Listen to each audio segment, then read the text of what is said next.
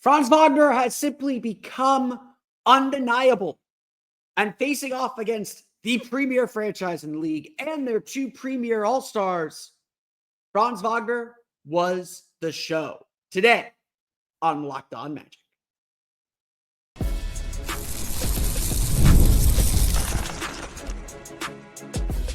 You are Locked On Magic, your daily Orlando Magic podcast, part of the Locked On Podcast Network, your team every day.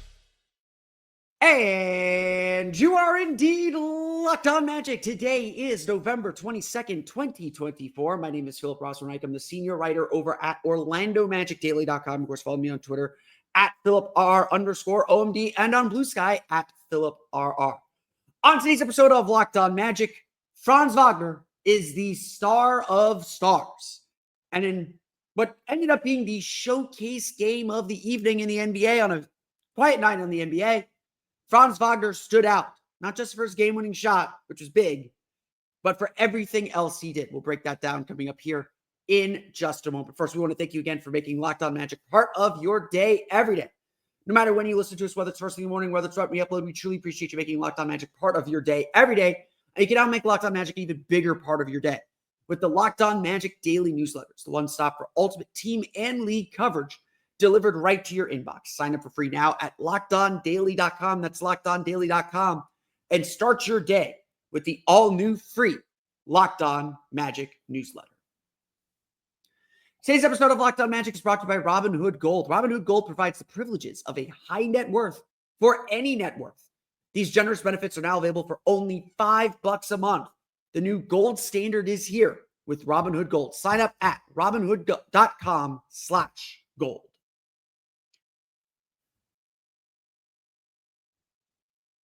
No game can be distilled to one moment. You know, we're going to talk about it, obviously, but a game is 48 minutes long. You know, LeBron James sat in his locker after the game and said, we didn't lose the game because of the free throws. We lost the game because of the third quarter when we let the Magic back in the game. But this is Hollywood. This is the Lakers we're talking about. This is Showtime. It said the Lake Show on their jerseys and on the court, on their City Edition court. This is about the story.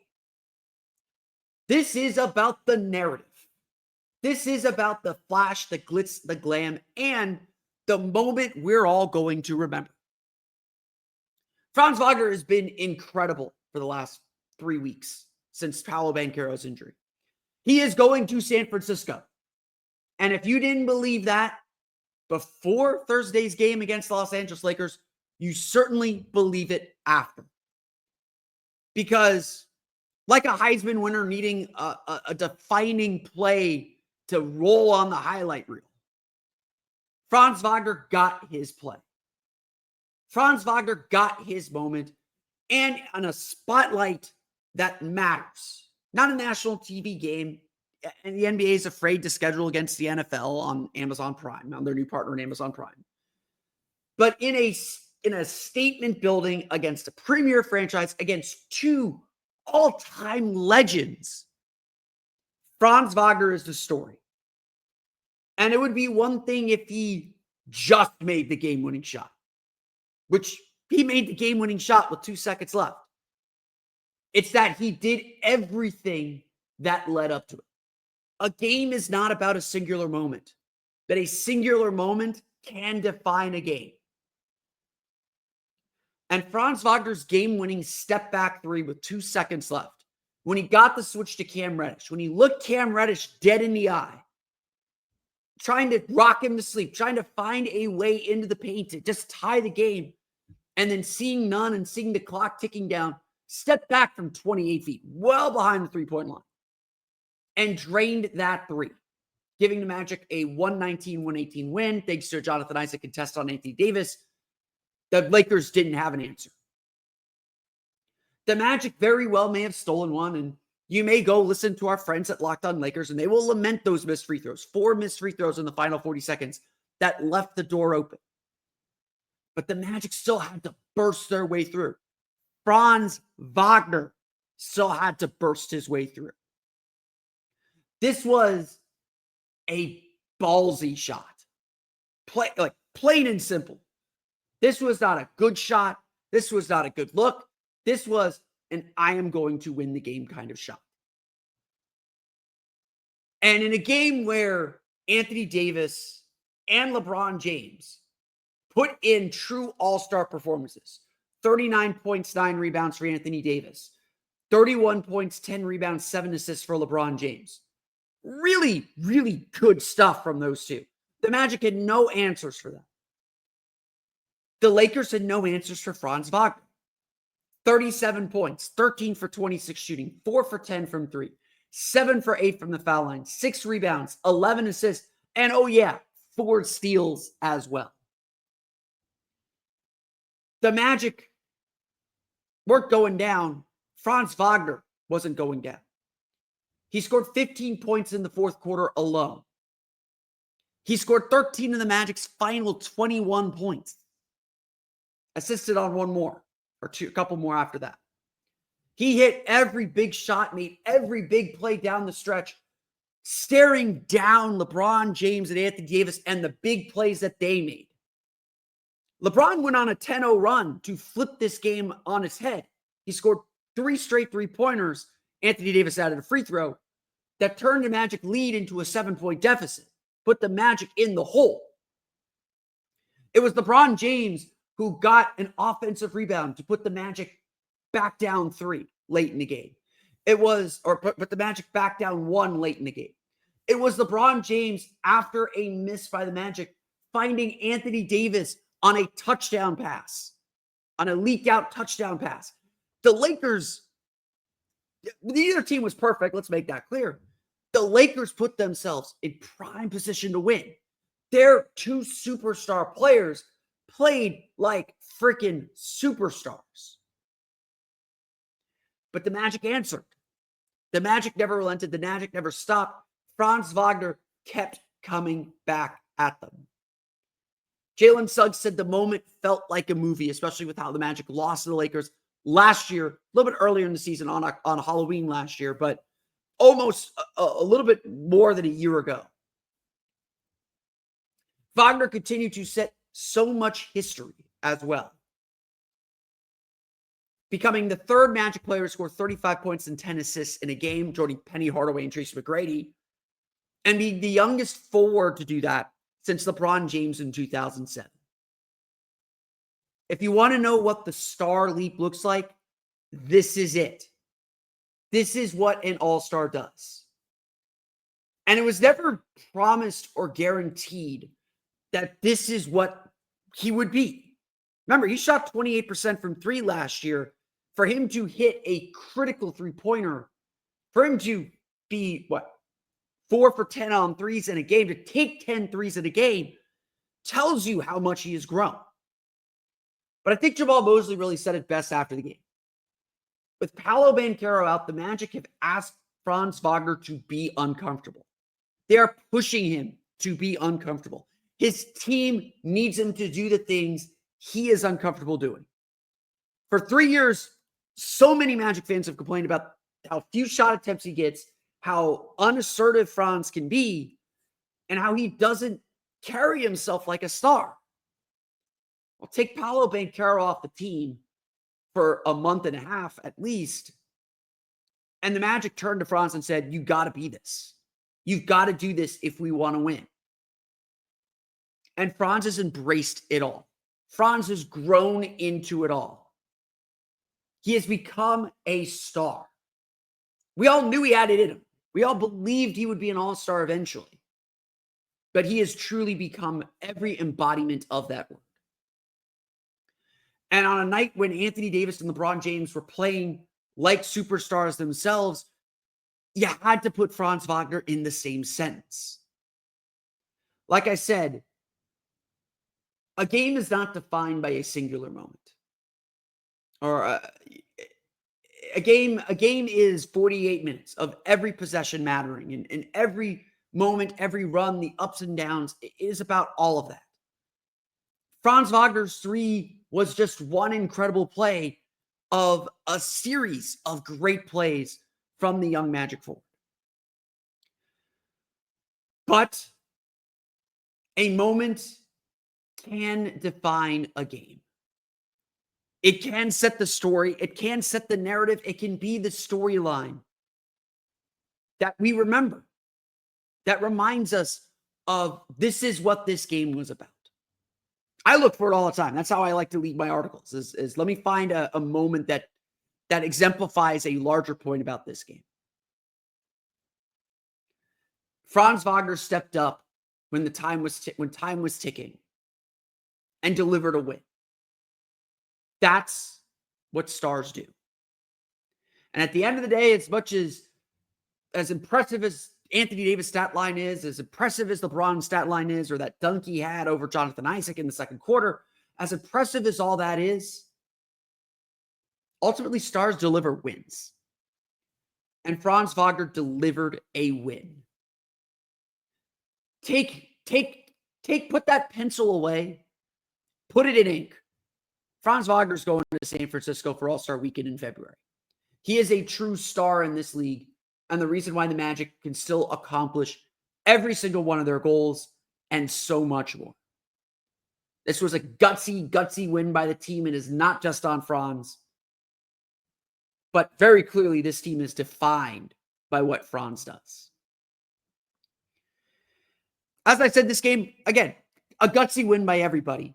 And so I want to talk about an adjustment that Jamal Mosley made that changed this game and proves how versatile this Magic defense is. We're going to talk about that adjustment coming up here in just a moment.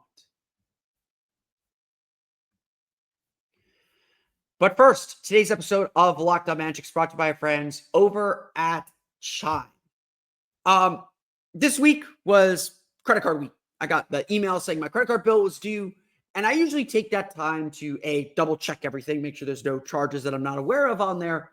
But I take that time to balance my checkbook, just really take a hard look at my finances. And sometimes I don't like what I see. Sometimes I'm like, okay, I have to spend less on this month or whatever the case may be. We all have hit a point where we realize it's time to make serious money moves and check up on our financial health. So take control of your finances by using a Chime checking account with features like no maintenance fees, fee-free overdraft up to $200, or getting paid up to 2 days early with direct deposit. You can learn more at chime.com/NBA. Here's how it works. All you have to do is set up direct deposit in your Chime account. After a qualifying direct deposit of $200 or more, Chime will notify you to enroll in SpotMe. With an activated debit card, Chime will spot you up to $200 when you exceed your balance. Your next direct deposit is applied to your negative balance. Chime never charges fees or interest for using SpotMe. This is a great feature that allows you to take control of your finances. We all need a little grace sometimes, and it gives you that too. So make your fall finances a little greener by working towards your financial goals with Chime. Open your account in 2 minutes at chime.com/NBA. That's chime.com/NBA. Chime feels like progress. Now for the mandatory disclosures. Banking services and debit card provided by the Bancorp NA or Stride Bank NA. Members FDIC. SpotMe eligibility requirements and overdraft limits apply. Boosts are available to eligible Chime members enrolled in SpotMe and are subject to monthly limits. Terms and conditions apply. Go to chime.com/disclosures for details. Today's episode of Locked On Magic is also brought to you by our friends over at Game Time. Big weekend here in Central Florida with Orlando City taking on Atlanta United, a big pre-Thanksgiving Day soccer match, Eastern Conference semifinals at Interco Stadium. The Magic, of course, back home on Saturday. That game's on Sunday. The Magic back home on Saturday to face the Detroit Pistons. And if you want tickets to these events or anything going on here in Central Florida, Game Time has your ticket. Game Time has a new feature called Game Time Picks that makes getting tickets to see your favorite teams play live even easier. Game Time Picks filters out the fluff to show you only incredible deals on great seats so you don't have to waste time searching through thousands of tickets. I've used Game Time on several occasions to get tickets to games, to concerts. It's so easy to use. They tell you which seats are hot, which seats are at the best prices, and you can even set up alerts to let you know when those prices drop as you get closer to the event. For last-minute tickets, Game Time is the place to go.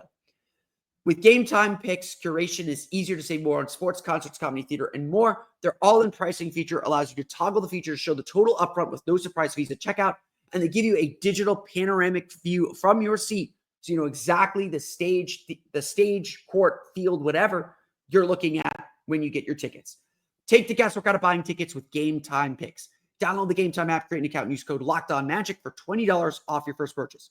Terms apply. Again, create an account, redeem code LOCKEDONMAGIC, LOCKEDONMAGIC for $20 off. Download Game Time today. What time is it? Game time.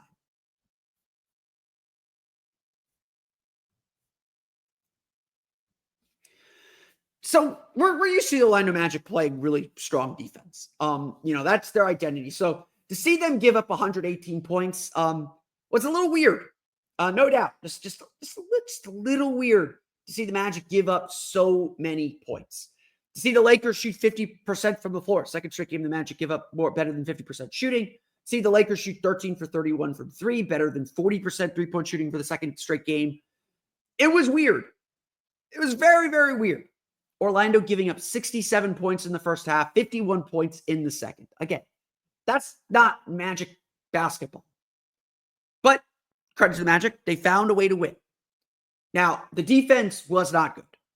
Just plain and simple, the Magic could not figure out how to guard the LeBron and Anthony Davis pick and roll. Franz Wagner would get caught on the Anthony Davis screen. Goga Bitadze would be late covering Davis or would be late covering LeBron, give up a lot of space, just a lot of drop coverage. It wasn't well executed. The Magic tried switching, and that would end up with Goga Bitadze on LeBron. That didn't work either. It was a rough game. And when you give up 67 points in the first half, you got to make a change. And so we got to give credit to Jamal Mosley here. The Magic made a critical change in the second half to their defense, at least in the third quarter, to put themselves in position to win this game, to come back in this game. When it looked like they were about to lose grip on this game, trailing by 7 at the half, things could have very easily flipped against them. The Magic turned to their defense and had the courage to do something different. The Magic went to a 2-3 zone. We've seen the Magic go to a 2-3 zone as a little bit of a change up to teams to kind of slow them down, take them out of rhythm. But typically when you think of strong defensive teams, they stick to their base set. They stick to their base ideas. And the Magic's base ideas were not working. Again, Anthony Davis at 39 points. LeBron at 31. Dalton Connect had 17. 7 for 14 shooting, 3 for 7 from 3. LeBron was 5 for 9 from 3. This Orlando team, maybe because they're afraid of fouling, maybe fouls back them off a little bit. This Magic team was not playing with its usual physicality, its usual intensity, its usual frenetic pace. The Lakers had the Magic cooked. And if it wasn't for the Lakers being just not very good defensively, besides Anthony Davis in the paint, if it wasn't for that, the Magic would have been in real trouble. Orlando shot the ball really well. 15 for 40 from 3 is 37.5%. We will take that every day, and the Magic cannot lose those games. So it's weird to say that the defense nearly gave that away.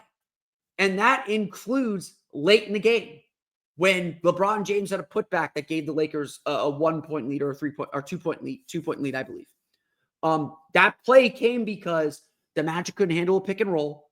Goga Bitadze to come challenge Anthony Davis, left LeBron open. LeBron stuck in for a rebound, stuck in for an offensive rebound, got a putback. It's very, very rare to see the Magic defense struggle like this. But the Magic went to a 2-3 zone. And while it was not super intense, it used the Lakers' penchant for shooting threes against them. The Lakers shot 31 threes. They very clearly wanted to shoot a lot of threes. The Magic used that against them because Los Angeles was not able to get into the interior of the defense. Jonathan Isaac was playing the middle man in that 2-3 zone. He locked up the paint. Nothing was getting inside. And the Lakers were just forced to pass around the perimeter and take contested shots. Now, did the Magic overplay some of these shots? Did they chase them off the line? Yeah. But the length in that zone killed them. Orlando's zone defense has been pretty good all year. The Magic, again, have gone to it as a changeup on occasion throughout the year. It wasn't odd to see the Magic in the zone. They'll do it for a few possessions and then switch back to the man. Actually, it's kind of funny. It looked like the Magic were in zone, and then either there was a signal or just an understanding at about the 10-second mark, they'd switch back to man. Whoever they were guarding in their zone, they would switch to man, and that threw the Lakers off just as much. The idea of the zone defense is to slow the game down, is to make the offense have to pause and adjust and think, what am I seeing? How do I attack? And in this game, it mattered. The Lakers scored only 21 points in the third quarter. Orlando outscored them 29-21. That was your ball game. Instead of being down 7, Orlando was up 1 at the end of the third quarter. And again, we know, the Magic still gave up 30 points in the fourth quarter, but we know this Magic team usually gets stronger as the game goes on. I don't know if that was necessarily the case this game, but the Magic typically are pretty good late. And we'll see what the last 2-minute report says and all that, but the Magic are typically pretty good late in games. This was a brilliant move, maybe a desperate move, but one that absolutely worked. And until LeBron went on his little 3-point shooting run in the fourth quarter, the Magic had the Lakers cooked. We've seen this time and time again. And while the Magic's defense wasn't devastating as it's been in the past, we've seen this time and time again this year. The Magic will go through 5, 6, 7-minute stretches where the other team's just not going to score, where their defense just is too tough to handle. That happened in this game. Orlando again, not as good as we've seen it, but Orlando bothered the Lakers enough, took them out of their game. And that strategy change deserves a lot of credit because it takes a lot of humility as a coach and frankly as a team to understand that your bread and butter, that your identity is not working, and you have to switch it up and do something else to find a way to win. The Magic have this in their back pocket. They will keep using it. But on a night when their defense wasn't playing to their standard, they found a way to slow them down, get themselves back in the game, play at their pace, most importantly, and at the end of the day, win the game. We'll do what we always do. We'll go through the final box score coming up here in just a moment. But first, today's episode of Locked On Magic is brought to you by our friends at Robinhood Gold. With Robinhood Gold, you don't need a silver spoon to eat up the financial favors of the 1%. Robinhood Gold allows others to get the rates and perks usually reserved for the high society. Now the resourceful individual with Robinhood Gold can earn the very liberal rate of 4.25% APY on uninvested cash and be rewarded with a handsome 3% retirement boost on IRA account contributions.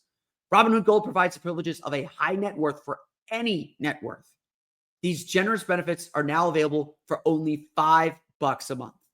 The new gold standard is here with Robinhood Gold. Sign up at Robinhood.com/gold. Terms apply for product-specific disclosures. Visit Robinhood.com/gold. Investing involves risk. Rate may change. Gold membership is offered by Robinhood Gold, LLC.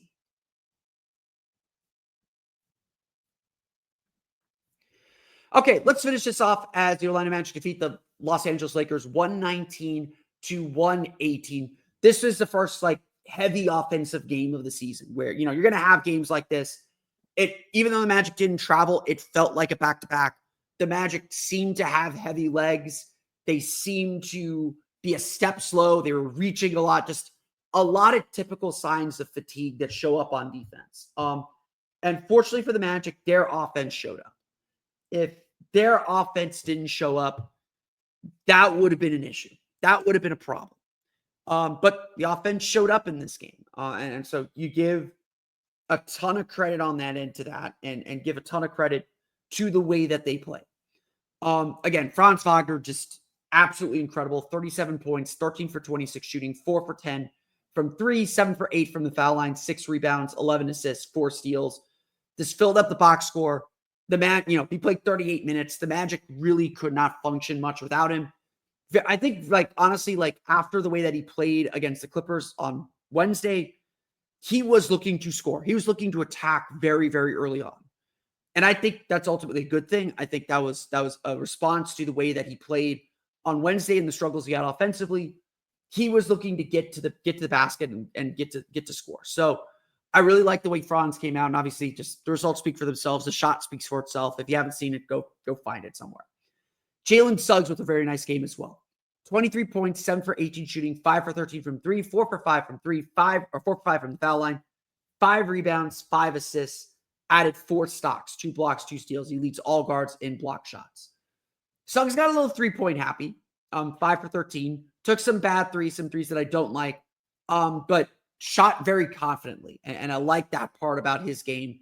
Look, he's going to be the Magic's volume 3-point shooter for better or for worse. And, 5 for 13 isn't the strongest percentage. Again, Magic just took a lot of threes in this one. 23 of your 40 are coming from 2 players, though. I think the Magic did ultimately settle for a lot of threes. I think they needed to get in the paint a little bit more. They ended up losing the paint 60-54. So an odd game on that front. They make threes. That makes up for that. They could get into the paint. 54 points in the paint. They could get in the paint. I think the Magic should have been driving a little bit more, should have been trying to attack a little bit more. Anthony Davis was really the only guy. Anthony Davis and LeBron were 2 rim protectors, but they had opportunities in the paint. I thought a lot of times they settled for threes. Again, that's back-to-back fatigue. That happens when you're on back-to-backs. But look, they made the shots when they made them. Suggs made the shots when they made them. It was good to see Suggs get above 20 points again, play like this. Mo Wagner off the bench at 19.7 for 13 shooting, 4 for 5 from the foul line, 5 rebounds, 4 assists. Typical Mo Wagner game. Added a block. That's a rare one. Typical Mo Wagner game. Worked the post really well. Got a little frustrated with some non-calls that he may have gotten and stuff, but traveled once or twice. But a typical Mo Wagner game. Not a lot to complain about there. In the starting lineup, Gary Harris, 11 points, 4 for 7 shooting, 3 for 6 from 3. Good to see Gary Harris kind of get that shot. He got an early 3 that really got him going too. Just good to see him have some life. It's been a rough season for Gary Harris. He's in a much smaller role than I think maybe everyone anticipated in. He's not hitting shots. I see all the jokes on Twitter about him. Good to see him have this kind of a game. Hopefully they can build some consistency. Kentavious Caldwell-Pope did not play in this game. He tried to rush home, and hopefully he made it because his wife had a baby, had their 5th child. So congratulations to Kentavious Caldwell-Pope and family on the addition.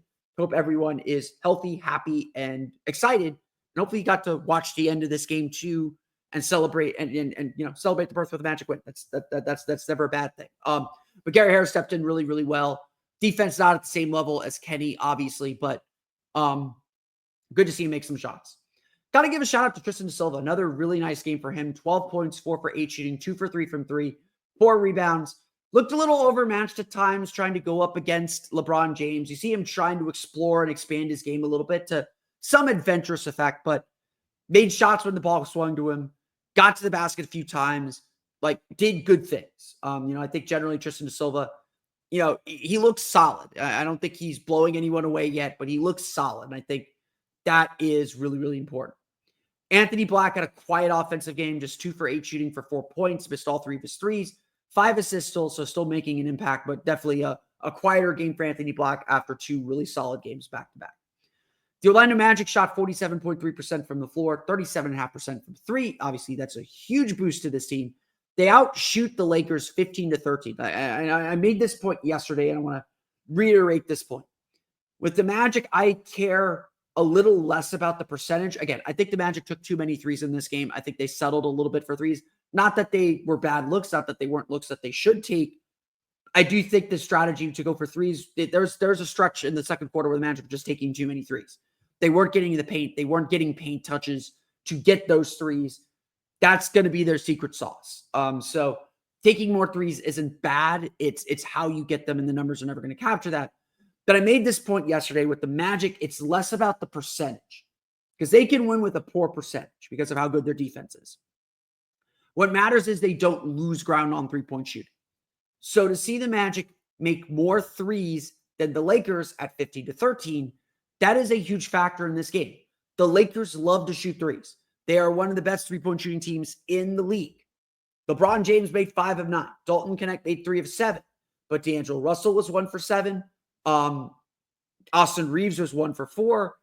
They didn't make enough threes. They didn't make the amount of threes that they need to make.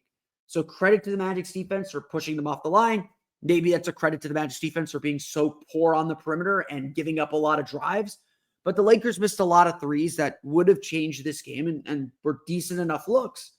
Again, the Magic kind of forced the Lakers into jacking up threes and jacking up shots in that third quarter against that zone defense. Fell right into their trap a little bit. But Lakers, obviously, 1-point game. Lakers make any of those threes, it's a very different game. But the Orlando Magic being +6 or, +2 3-pointers, +6 points off of threes, that's a huge thing for this team. And so, again, like I said, with 3-pointers, it's less about the percentage and more about keeping up with the other team. If the other team's going to make 23s, Orlando cannot lose ground. We'll see that when we get to Boston in a month or so, when they face the Celtics at the Kia Center. They got to make shots. They got to make enough shots to not make that hurt them. Orlando gets 15 offensive rebounds. That was a huge factor in this game. 15 second chance points. Orlando just got a lot more bites at the apple. Again, 91 field goal attempts to 87. Turnovers hurt. 17 turnovers for 20 Lakers points. Orlando, again, just not a super energetic game defensively, only forcing 10 turnovers. That's something the Magic are usually very good at. It looked like a back-to-back. And I know the Magic didn't travel, but it looked like a back-to-back. So for the Magic to still gut this one out, still find a way to win, to find some offense when their defense didn't have it, that's great stuff. That is big stuff. That is stuff that should give this team confidence. So hopefully we see the Magic build another win streak here. The Orlando Magic defeat the Los Angeles Lakers 119-118. Once again, Franz Wagner is the star with 37 points, including the game-winning 3 with 2 seconds left. The Orlando Magic are back in action Saturday against the Detroit Pistons. But that's going to do it for me today. I want to thank you all again for listening to today's episode of Locked On Magic. Find me on Twitter at @PhilipR_OMD. Find me on Blue Sky at PhilipRR. And subscribe to the podcast and Apple Podcasts, Stitcher, TuneIn, Himalaya, Google Play, Spotify, Odyssey, and all Filmation podcasts to your podcast-enabled listening device. For the latest on the Orlando Magic, be sure to check out OrlandoMagicDaily.com. And for even more Orlando Magic content, be sure to check out my Patreon page, the Orlando Magic Hub, at patreon.com/Orlando Magic Hub. I'll have 3 takeaways from this game up on the site, probably around noon. I am recording this at 4:30 in the morning, so I may be sleeping again tomorrow. West Coast time. What am I going to do? If that isn't enough, you can also check out the Locked On Magic Daily newsletter, the one stop for ultimate team and league coverage delivered right to your inbox. Sign up for free now at LockedOnDaily.com. That's LockedOnDaily.com, and start your day with the all-new free Locked On Magic newsletter. That's going to do it for me today, though. I want to thank you all again for listening to today's episode of Locked On Magic. We'll be back Sunday to recap the Orlando Magic's game against the Detroit Pistons. That'll serve as Monday's episode as well. But until then, for Orlando Magic Daily and Locked On Magic, this has been Philip Rosswood-Reich. We'll see you all again next time for another episode of Locked On Magic.